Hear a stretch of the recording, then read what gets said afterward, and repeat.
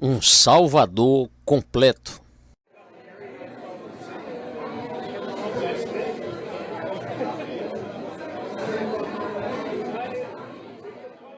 Porém, respondendo Pedro e os apóstolos, disseram: mais importa obedecer a Deus do que aos homens. O Deus de nossos pais ressuscitou a Jesus, ao qual vós matastes, suspendendo-o no madeiro. Deus, com a sua destra, o elevou a príncipe e salvador, para dar a Israel o arrependimento e a remissão dos pecados. E nós somos testemunhas acerca destas palavras, nós e também o Espírito Santo, que Deus deu àqueles que lhe obedecem. Atos 5, versos 29 a 32. O termo que devemos considerar agora nesta grande apologia, dirigida ao Sinédrio, é a palavra Salvador. Deus o elevou a príncipe e salvador. Foi por isso que os apóstolos disseram: importa mais obedecer a Deus do que aos homens. E por isso insistiam em empregá-lo, dissesse o Sinédrio o que dissesse. É este Salvador e sua grandiosa salvação que os homens e as mulheres estão rejeitando. Vimos que o motivo dessa rejeição é que o mundo tem uma falsa ideia de como deve ser um Salvador.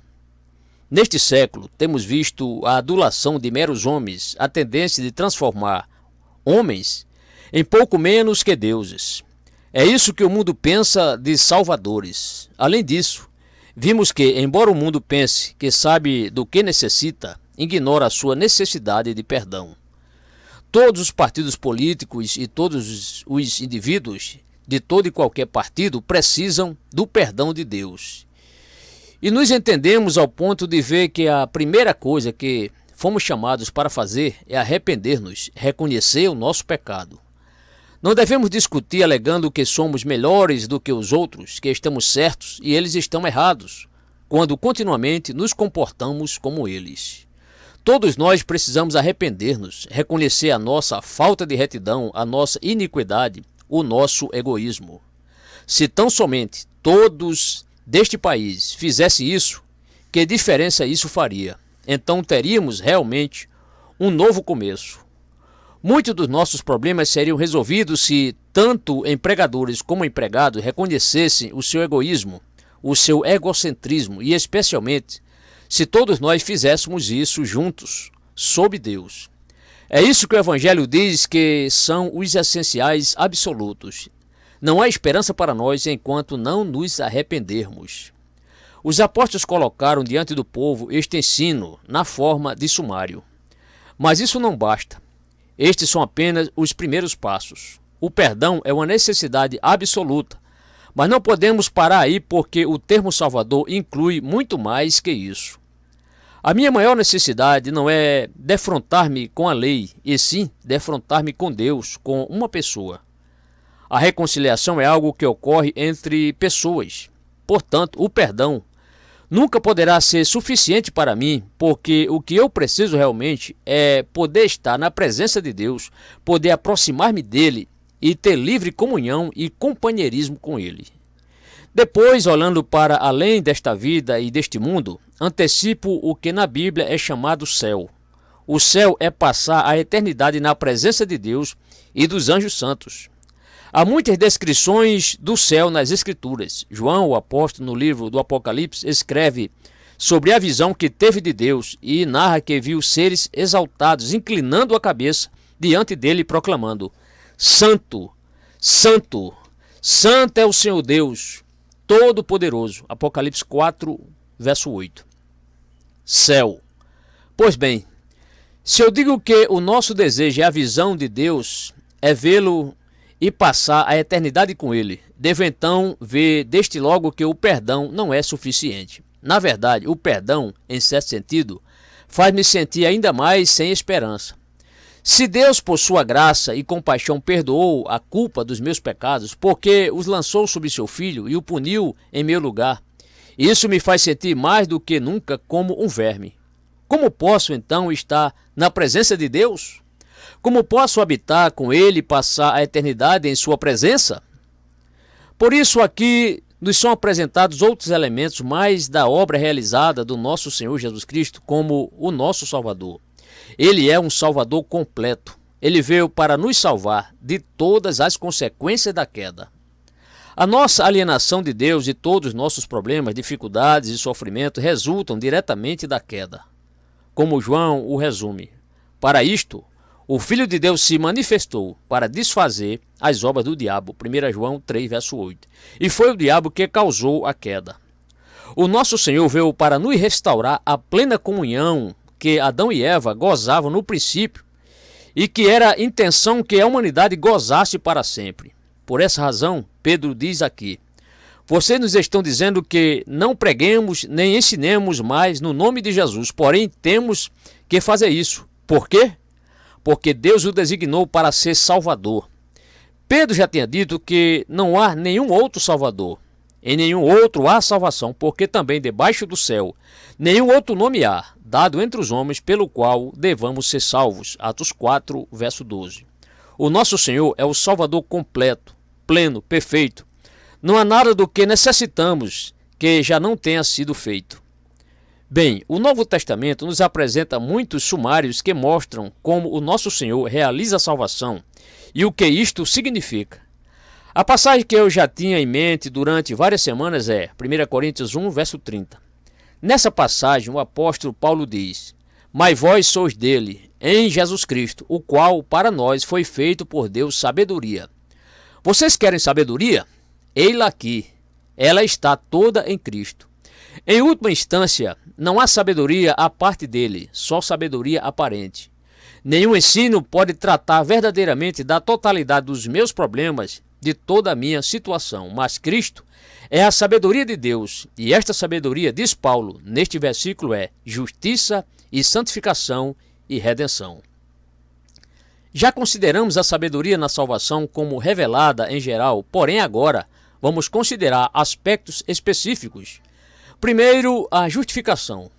Mas alguém dirá, os homens e as mulheres modernos não entendem o sentido dessa palavra. Só tem uma resposta para dar a esse comentário. É evidente que não entendem, por isso estão em dificuldades.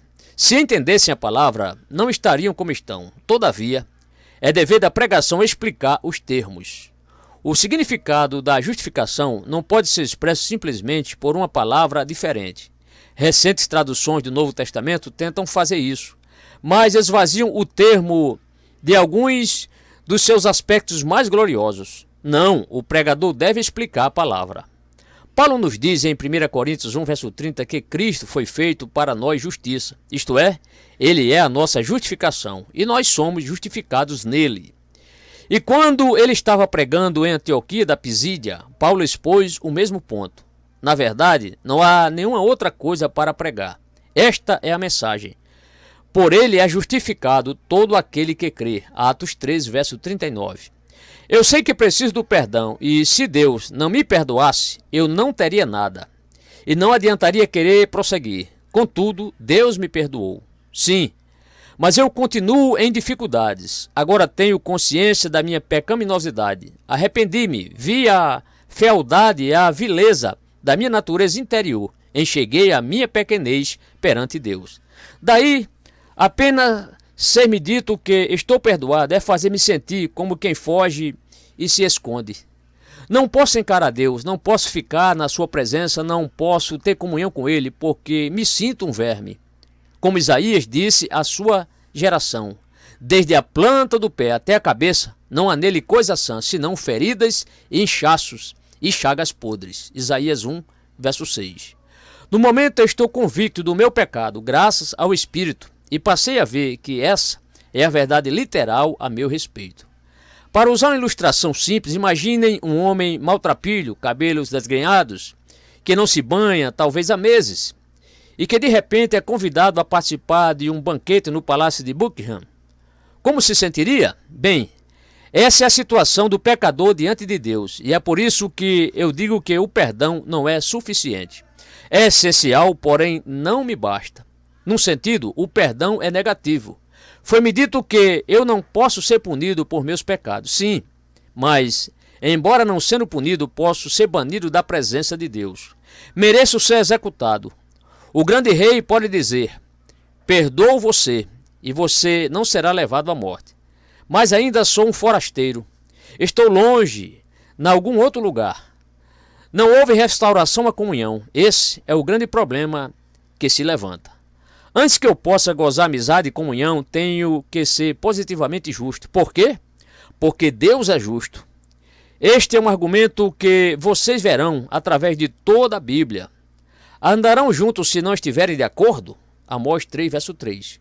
Paulo diz: que comunhão tem a luz com as trevas? E que concórdia há entre Cristo e Belial? 2 Coríntios 6, versos 14 e 15. E no Sermão do Monte o nosso Senhor diz: não podeis servir a Deus e a Mamon. Mateus 6, verso 24. Antes de poder haver comunhão, tem que haver semelhança, tem que haver similaridade. Este é o grande problema que confronta a raça humana, e é aí que se vê que as ideias superficiais sobre o amor de Deus e sobre o perdão e as modernas objeções a termos como justificação são puras manifestações do fato de que os homens e as mulheres nunca viram realmente o problema. Devemos, pois, graças a Deus, por este grande termo justificação. Significa que Cristo é a minha justiça, porque ele não somente obteve o meu perdão por sua morte na cruz do Calvário e por sofrer o castigo que me cabia, mas também faz mais uma coisa que, no sentido, é ainda mais gloriosa. Ele me dá a sua justiça. Os meus pecados foram colocados sobre ele, que é como eu recebo o meu perdão, porém eu sou justificado. Recebo a justiça porque a sua retidão, a sua obediência à lei de Deus, tudo o que ele foi é posto em minha conta. Há uma grande transferência aqui, uma grande transação de valores, e a Bíblia está repleta disso. Quando Paulo escreve aos Coríntios, refere-se a si mesmo como o embaixador de Cristo. Ora, o que cabe a um embaixador fazer é portar uma mensagem. Eis como ele a expressa. Deus estava em Cristo reconciliando consigo o mundo, não lhes imputando os seus pecados, e pôs em nós a palavra da reconciliação. De modo que somos embaixadores da parte de Cristo, como se Deus por nós rogasse. Rogamo-vos, pois, da parte de Cristo, que vos reconcilieis com Deus. Aquele que não conheceu o pecado, o fez pecado por nós, para que nele fôssemos feitos justiça de Deus. 2 Coríntios 5, versos 19 a 21. É porque tantas pessoas hoje nunca entenderam esta tremenda transação que não se alegram como deveriam. Qual é esta grande mensagem de salvação que os apóstolos insistiam e que tinham que continuar pregando? É Cristo o Salvador, e é a proclamação da transação ou transferência que aconteceu entre o Pai e o Filho na cruz. E Deus o fez pecado por nós, 2 Coríntios 5, 21. Deus tomou as nossas ofensas e as lançou sobre o seu Filho. Pense nisso em termos de um livro razão. Aí está a lista dos meus débitos, das minhas ofensas, das minhas transgressões contra Deus. Eles são retirados do meu registro e são escriturados em seu registro. A minha culpa é transferida para a sua conta e ele paga. Ele sofre o castigo. Sim, está tudo certo. Essa parte da minha conta é cancelada, mas agora eu fico numa posição neutra. O que estava contra mim é retirado e os meus débitos são pagos, porém eu não tenho nada e não posso continuar desse jeito. Tenho que ter alguma coisa, tenho que estar em comunhão com Deus. E aí está, aquele que não conheceu o pecado, Deus o fez pecado por nós, para que nele fôssemos feitos justiça de Deus, para que pudéssemos ser feitos justos na presença de Deus, por ele e mediante ele. Esse é o sentido da justificação. Assim como Deus toma os meus pecados e os coloca sobre Cristo, assim também ele toma a justiça e a santidade de Cristo e as coloca sobre mim. A doutrina da justificação emocionava o apóstolo Paulo. Ele não se cansava de referir-se a ela. Foi isso que revolucionou a sua vida. Ali estava ele, um fariseu, e ele sustentava o conceito farisaico sobre estas questões. Os fariseus acreditavam, e os seus facsímiles modernos ainda acreditam, que, contando que as pessoas vivam vidas benéficas, contando que sejam pessoas religiosas e de boa moral, contando que façam o melhor que puderem, satisfarão a Deus. Saulo de Tarso acreditava absolutamente nisso. Diz ele: segundo a justiça que há na lei, eu me julgava irrepreensível. Filipenses 3, verso 6. E, naturalmente, ele se comparava com outras pessoas. Ele se comparava com outros fariseus e sabia que estava adiante deles. Era um homem mais capaz, sempre derrotava nos exames e fazia maiores sacrifícios. Daí, ele podia observar os outros e dar graças a Deus por ser muito melhor do que eles. Orgulhava-se desta maravilhosa justiça que desenvolvera por seus próprios esforços e não tinha nenhuma dúvida de que Deus se agradava muito dele. Então, certa tarde, ele se viu olhando de frente para a justiça absoluta. No caminho de Damasco, ele contemplou de perto o Senhor Jesus ressurreto. Viu emanar daquele rosto a santidade, a pureza, o amor e a compaixão, e sentiu que toda a sua justiça se tornara um trapo imundo. Deixemos que o apóstolo diga pessoalmente em sua tremenda declaração no capítulo 3 de Filipenses. Mas o que para mim era ganho, reputei-o perda por Cristo. E na verdade tenho também por perda todas as coisas, pela excelência do conhecimento de Cristo, meu Senhor, pelo qual sofri a perda de todas estas coisas, e as considero como esterco, para que possa ganhar a Cristo. E seja achado nele, não tendo a minha justiça que vem da lei, mas a que vem pela fé em Cristo, a saber, a justiça que vem de Deus pela fé. Versículos 7 a 9. A justiça própria de Paulo é incapaz de suportar o brilho do céu, de Deus e de Cristo. Ela vira trapo, esterco e refúgio, e ele vê em seu estado mais desesperador. Mas agora ele compreendeu esta grande declaração concernente à justificação pela fé somente. Ele vê que Deus retirou a justiça do seu próprio Filho e creditou-a em sua conta. A justificação é o aspecto mais glorioso da mensagem do Evangelho e, todavia, é isso que as pessoas parecem incapazes de captar. O problema dos homens e das mulheres sempre tem sido o seu orgulho, e o que eles odeiam no Evangelho é que ele é um dom gratuito. Cada pessoa diz, mas eu quero fazer-me apto para estar diante de Deus e posso fazê-lo. Mostre-me a lei e eu a cumprirei. E assim rejeita este dom gratuito de Deus. Para vermos mais uma ilustração, a justificação sempre é explicada desta maneira. Aqui estou eu em meus trapos imundos, e por sua graça Deus tirou de mim toda a minha culpa. Depois ele tira os meus trapos e me veste com o manto da justiça do seu amado Filho. Foi este entendimento que levou ao grande despertamento, ocorrido há mais de 200 anos. Começou com os irmãos morávios, numa região que agora faz parte da Alemanha e da Tchecoslováquia, e influenciou os primeiros metodistas neste país. O conde Zinzendorf, líder dos morávios, expressou esta fé num glorioso hino traduzido para o inglês por John Wesley. Jesus, teu sangue e tua justiça, minha beleza são, minha gloriosa veste. Em meio a flamejantes mundos, assim vestido, cheio de gozo, minha cabeça elevo. N.L. von Zinzendorf. Sou inepto e indigno. Não estou vestido de maneira adequada para entrar na sala de banquetes do rei, porém ele me provê o traje próprio. O nosso Senhor disse isso tudo numa parábola, a parábola de um rei que fez convites para uma festa de núpcias. No dia das núpcias, o rei viu que um dos convidados não estava usando as vestes próprias para as bodas, vestes que ele tinha providenciado, e ninguém podia entrar na festa sem estar vestindo as vestes próprias para as bodas.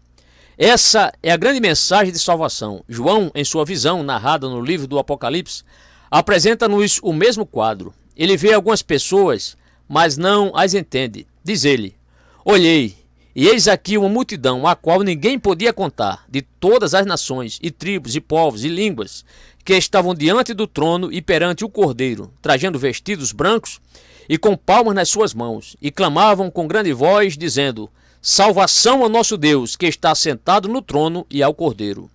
E todos os anjos estavam ao redor do trono, e dos anciãos e dos 4 animais, e prostraram-se diante do trono sobre seus rostos, e adoraram a Deus, dizendo, amém, louvor e glória, e sabedoria, e ação de graça, e honra e poder, e força ao nosso Deus para todo sempre. Amém. E um dos anciãos me falou, dizendo, estes que estão vestidos de vestidos brancos, quem são e de onde vieram? E eu lhe disse, Senhor, tu sabes. João não sabia quem eram estes que vestiam vestes brancas com toda esta glória, magnificência e maravilha? E ele disse-me, estes são os que vieram da grande tribulação, e lavaram os seus vestidos e os branquearam no sangue do Cordeiro. Apocalipse 7, versos 9 ao 14. Esse é outro modo de dizer que a multidão foi justificada pela fé. Esse é o manto de justiça que nos é dado gratuitamente no bendito Salvador e por meio dele. Portanto, chega-se a isto o ensino da justificação pela fé, e é diametralmente oposto à justificação pelas obras praticadas por vocês. Tampouco é a justificação pelos sacramentos católicos romanos, pelo batismo ou pela ceia do Senhor. Ninguém é salvo ou tornado justo pela Igreja ou pela Virgem Maria. Não, não. A nossa justiça está em Cristo, e nele está pela fé, e somente pela fé. Vocês não fazem nada, ninguém faz coisa alguma. Ele fez tudo. Se você crê nesta mensagem que os declara pecador vil, condenado, que Cristo, o Filho de Deus, levou sobre si os seus pecados e o castigo que você merecia, que morreu e ressuscitou, se você crê nisso, Deus declara você justo. É uma declaração judicial, portanto, agora nenhuma condenação há para os que estão em Cristo Jesus, que não andam segundo a carne, mas segundo o Espírito. Romanos 8, verso 1. Sendo, pois, justificado pela fé, temos paz com Deus por nosso Senhor Jesus Cristo. Romanos 5, verso 1. No entanto, esta grande salvação não para nem mesmo na justificação. Quando o anjo libertou os apóstolos da prisão, ordenou-lhes: ide e apresentai-vos no templo, e dizei ao povo todas as palavras desta vida. Desta vida. O cristianismo não é moralidade, não é filosofia, não é meramente uma lista de regras e regulamentos. Não é uma mensagem que nos diz que paremos de fazer isso e comecemos a fazer aquilo. Não, não, é vida. O nosso bendito Senhor disse: eu vim para que tenham vida e a tenham com abundância. João 10, verso 10. O problema da raça humana é que todos nós estamos mortos em ofensas e pecados, desapercebidos de Deus na alma, desapercebidos da esfera espiritual e das verdades mais gloriosas acerca da humanidade e da eternidade. Estamos mortos e vida é o que necessitamos, as palavras desta vida. Quando Adão e Eva pecaram, morreram espiritualmente na hora e mais tarde morreram fisicamente. Mas os homens e as mulheres poderiam nunca ter morrido. A morte entrou por causa do pecado. Todos os problemas decorrem da queda, não é? Não somente os problemas que estão sendo discutidos pelos políticos hoje, estes só estão na superfície, porém também os problemas morais nos quais eles não podem tocar. E por trás deles, a consequência final da rebelião do homem, a morte espiritual. Mas Cristo é o nosso Salvador, e isso significa, em parte, que Ele pode dar-nos vida. Do perdão eu necessito, sim, e da justiça também. Todavia, também necessito de vida. Como posso viver na presença de Deus? Como posso fruir Deus? Se a minha nativa esfera é sombria e a minha mente é obscura, como posso, diante do inefável, comparecer e com meu desnudo espírito suportar o incriado esplendor? Thomas Binney. Como podemos os homens e as mulheres fruir Deus? Tomem alguém que vive para comer, beber, praticar sexo e bingo e todas estas outras coisas. Se o puserem no céu, ele diria sentir-se no inferno. Daí, como se pode fruir o céu? Como se pode desfrutar a sociedade de Deus? Na conversão de Deus não existe nada que seja torcido ou pervertido ou feio ou insinuante. Todavia, são justamente essas coisas que dão prazer à natureza humana pecaminosa. Antes de podermos gozar as realidades de Deus, precisamos ter nova vida. Está tudo bem, digo eu. Foi-me dada uma veste maravilhosa, uma veste imaculada, veste alva, lavada no sangue do Cordeiro. Apesar disso, sinto-me impuro por dentro. Isso não mais é evidente. Ninguém pode apontar um dedo contra mim. Eu digo: olhem para o meu traje. Ele me foi dado pelo juiz, pelo rei. Estou livre, sim, mas e o que eu sinto dentro de mim? Sei o que atormenta o meu coração, e são trevas. Perdi a minha vida espiritual. Contudo, o Evangelho me diz que Cristo, como o Salvador, veio para dar-me esta nova vida. Se ele não tivesse vindo fazer isso, a sua salvação não seria completa, mas ele o fez. a nova vida dada por Cristo, é a grande doutrina que é exposta com muita frequência nas Escrituras. Vemos-la especialmente, talvez, em Romanos capítulo 6, onde o apóstolo Paulo ensina sobre a nossa união com Cristo. E chega a isto: todos nós somos, por natureza, o que a Bíblia chama de homem velho, o velho ego, isto é, todos nós estamos em Adão. Todos nós herdamos a natureza adâmica, todos nós nascemos pecadores, todos nós preferimos o errado ao certo, as trevas à luz, todos nós preferimos o que pertence à carne e ao diabo, não o que pertence a Deus. E a maravilhosa mensagem do Evangelho é que somos feitos um com Cristo, de modo que, quando ele morreu naquela cruz, o velho eu que havia entre nós morreu com ele. Sabendo isto, que o nosso velho homem foi com ele, Cristo crucificado, Romanos 6, verso 6. A morte do velho eu e o aspecto negativo desta obra realizada por Cristo, do lado positivo, Paulo continua. Ora, se já morremos com Cristo, cremos que também com ele viveremos, sabendo que, havendo Cristo ressuscitado dentre os mortos, já não morre. A morte não mais terá domínio sobre ele, pois, quanto a ter morrido de uma vez, morreu para o pecado, mas quanto a viver, vive para Deus. Assim também vós considerai-vos como mortos para o pecado, mas vivos para Deus em Cristo Jesus nosso Senhor. Romanos 6, versos 8 a 11. Vivos para Deus, vivo para o fato de que somos filhos de Deus e de que Deus está olhando por nós e nos abençoando e de que vamos compartilhar sua vida. Não reine, portanto, o pecado em vosso corpo mortal, para lhe obedecer em suas concupiscências, nem tampouco apresentei os vossos membros ao pecado por instrumentos de iniquidade, mas apresentai-vos a Deus como vivos entre mortos e os vossos membros a Deus como instrumentos de justiça. Romanos 6, versos 12 e 13.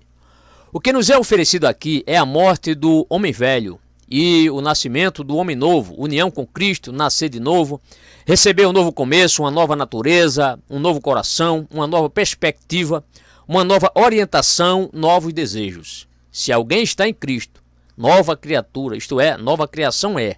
As coisas velhas já passaram, eis que tudo se fez novo. 2 Coríntios 5, 17.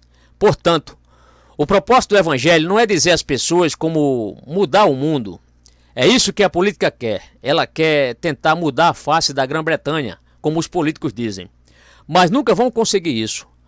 Podem pôr-lhe uma nova cobertura de tinta ou passar-lhe um pouco de verniz aqui e ali, porém continuará sendo a mesma velha Grã-Bretanha. A mesma velha Grã-Bretanha pecaminosa, não pior do que as outras nações, e sim igualmente má. Este absurdo que diz que uma nação é inerentemente melhor que outra, que estultícia. Não, não. Vocês só fariam pequenas diferenças e mudanças na superfície, mas o que as pessoas necessitam individualmente e coletivamente é de uma nova natureza. Necessita de um novo entendimento de todas as coisas. Vão lá, diz o anjo aos apóstolos na prisão, volte ao templo, apresente-se lá, fale com ousadia todas as palavras desta vida. Vida em Cristo, vida que é vida, de verdade, vida mais abundante. Então, se você não é cristão, acaso não percebe que está recusando justamente a coisa que mais necessita, está vivo para Deus? Está recusando a possibilidade de conhecê-lo, a possibilidade de ter comunhão com Ele, a possibilidade de receber generosas bênçãos da sua mão dia a dia. Não mais um estrangeiro, um forasteiro, não mais alguém que está longe, mas que chegou perto. Efésios 2, verso 13. Introduzido o que foi na família. Você está recusando a possibilidade de ser cidadão do reino de Deus, sim, mas também de vir a ser um membro da família de Deus, de vir a ser um filho de Deus e, devido ser filho, herdeiro de Deus e co-herdeiro com Cristo. Romanos 8, versos 15 a 17. Isso é parte integrante desta grande salvação e é por isso que os apóstolos achavam que tinham que pregá-la. Eles não poderiam refrear-se, tinham que falar a todos. Mas isso não para nem aí. Eu creio que sou filho. Vou até Deus como o meu pai, porém continuo ciente desta corrupção dentro de mim. Continuo ciente desta fealdade e vileza. Cheguei ao ponto de saber que Charles Wesley não escreveu apenas maravilhosos versos de poesia quando disse: Justo e santo é teu nome. Eu sou total injustiça, vil e cheio de pecado sou. Os políticos não dizem isso a respeito de si mesmo, dizem? Dizem-nos acerca de outros, mas a Bíblia diz isso acerca de cada um deles e acerca de mim e de você com eles. Vil e cheio de pecado sou, e se você se conhece, sabe que isso não é nada mais, nada menos que a verdade. Estamos todos debaixo do domínio do pecado. Essa é a contradição que há em nós. Desejar o melhor, porém fazer o pior. Este esticão para baixo, esta propensão ruim, esta fatal lei que há nos meus membros. Romanos 7, 23. Como posso livrar-me desta corrupção? Sei que estou perdoado, graças a Deus. Estou vestido com um manto de justiça, com este alvo e imaculado manto. Graças a Deus que tenho uma nova natureza, uma nova vida, um novo começo, um novo e puro coração. Entretanto, a corrupção permanece. Não podemos livrar-nos dela, mas Cristo, o Salvador, pode. Cristo é o Salvador. Ele foi exaltado por Deus como príncipe salvador, e visto que é um salvador completo, ele dá jeito nesta corrupção. É isso que a Bíblia chama santificação. A palavra mesma não importa, se bem que eu os desafio a pensarem numa melhor, mas esse é o termo escriturístico. Santificação não é só sermos separados para Deus, e sim também sermos separados do pecado que há em nós. É um processo de purificação. Começa no momento em que nascemos de novo, no momento em que a semente da nova vida é inserida em nós. Somos feitos participantes da natureza divina. 2 Pedro 1, verso 4. E agora ele envia seu Espírito ao nosso ser interior. Para quê? Para cuidar desta semente, fomentá-la e encorajar o seu desenvolvimento. Cristo em vós, esperança da glória. Colossenses 1, verso 27. Não se lamente por não poder entender isso. Quem pode? Se você é cristão, este é um fato que você irá tentar entender pelo resto dos seus dias e por toda a eternidade. O milagre do plano divino de salvação é que, de um modo ou de outro, ele coloca algo desta vida de Cristo em nós, e esta vida começa a crescer, a desenvolver-se e a frutificar. Santifica-os na verdade, diz o nosso Senhor em sua última oração ao Pai. Santifica-os na verdade, a tua palavra é a verdade. João 17, 17. Se você tiver chegado a ver esta verdade, certifique-se de continuar e aprender mais sobre a santificação. Reúna-se com outros cristãos para ouvir a exposição destas grandes doutrinas, e você perceberá como pode ser libertado da corrupção e do poder do pecado. É isto pelo que o povo tem clamado: rocha eterna, meu Jesus, quero em ti me refugiar. O teu sangue lá na cruz derramado em meu lugar traz as bênçãos do perdão, gozo, paz e salvação. Literalmente, rocha dos séculos, fendida por mim. Deixa-me refugiar-me em ti, que a água e o sangue, que do teu ferido lado fluíram, sejam do pecado a dupla cura. A dupla cura, preciso de duas curas. Purifica-me da culpa do pecado. Ele morreu, seu corpo foi partido, seu sangue foi derramado. Vai-se a culpa do meu pecado, mas, purifica-me da culpa e do seu poder. Augustus Toplady.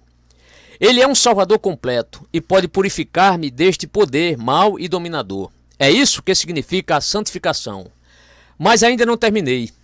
Isto nunca terminará, só começamos estas coisas neste mundo limitado pelo tempo. Na eternidade, continuaremos desenvolvendo este tema, continuaremos a gloriar-nos nele, continuaremos a maravilhar-nos nele, continuaremos a louvar o Salvador por causa dele.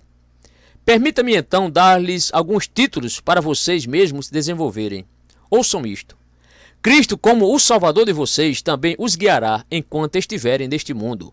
Precisamos da sua liderança, não precisamos? E faz parte da sua grande salvação o fato de que ele realmente nos guia.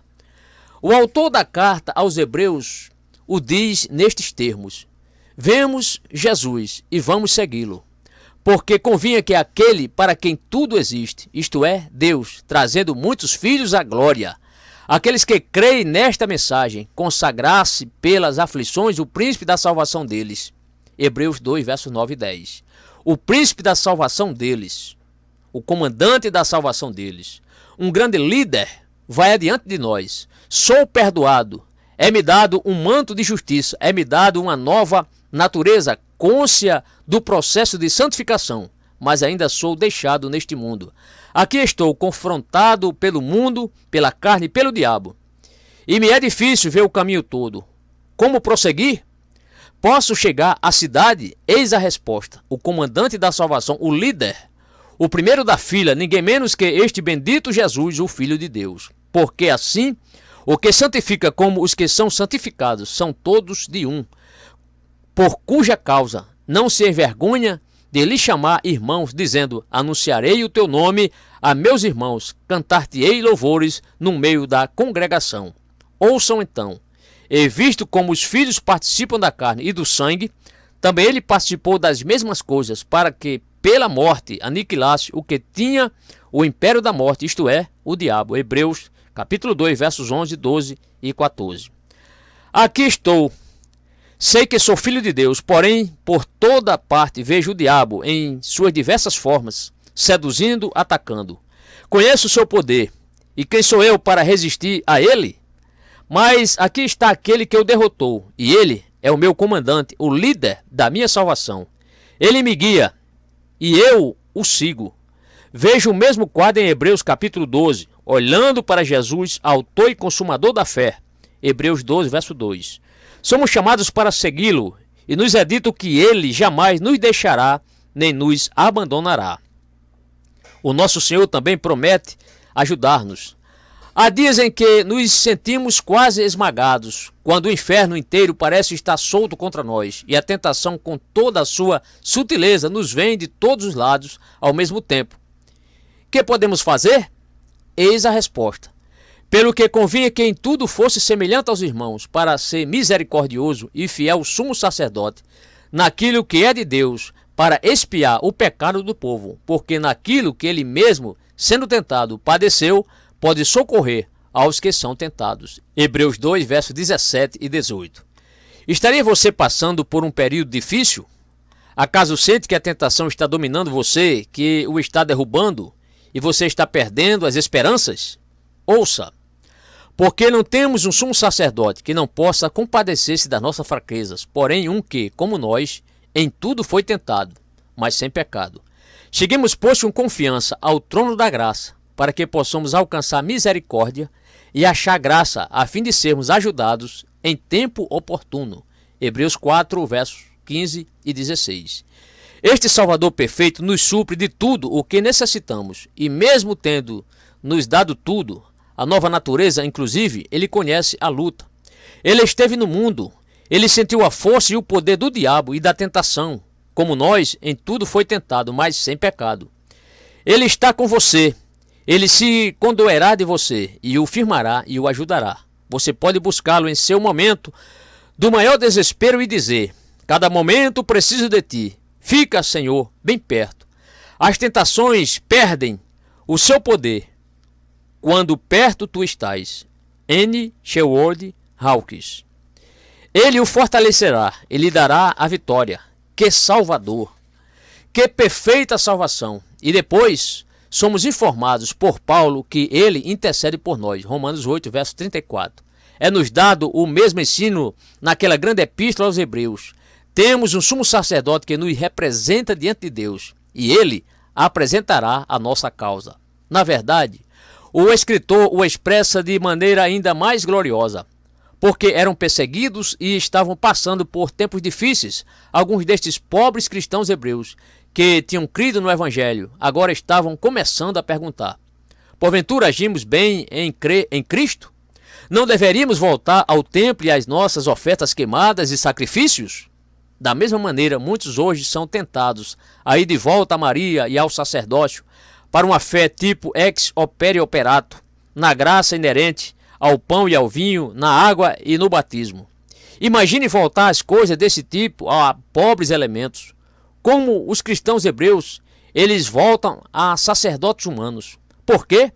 Porque nunca entenderam que estas coisas são apenas temporárias, mas este sumo sacerdote que Deus designou vive para sempre. Ouçam, diz o autor de Hebreus, na verdade, aqueles foram feitos sacerdotes em grande número, porque pela morte foram impelidos de permanecer, mas este, porque permanece eternamente, tem um sacerdócio perpétuo. Portanto, pode também salvar perfeitamente os que por ele se chegam a Deus, vivendo sempre para interceder por eles. Hebreus 7, versos 23 a 25. Ali está ele, e está vivo para sempre. Temos visto que Cristo, nosso Salvador, supre-nos de tudo quanto necessitamos, que ele desfaz todas as obras do diabo. Para completar este quadro maravilhoso, perguntamos: qual será a última obra do diabo? A morte. E Cristo tratou dela, ele a venceu. Ele derrotou o último inimigo. Cristo apresentará todos os que creem nele ao Pai, absolutamente perfeitos. Toda a corrupção terá desaparecido. Estaremos tão puros por dentro quanto por fora. Sabedoria, justiça, santificação, redenção, glorificação, até mesmo o corpo transformado e libertado, o pecado inteiramente exterminado. Pelo que ele disse, quase no fim da sua vida terrena: não se turbe o vosso coração. Credes em Deus, crede também em mim. Na casa de meu pai há muitas moradas. Se não fosse assim, eu vos teria dito: vou preparar-vos lugar. E se eu for e vos preparar lugar, virei outra vez e vos levarei para mim mesmo, para que onde eu estiver, estejais vós também. João 14, versos 1 a 3.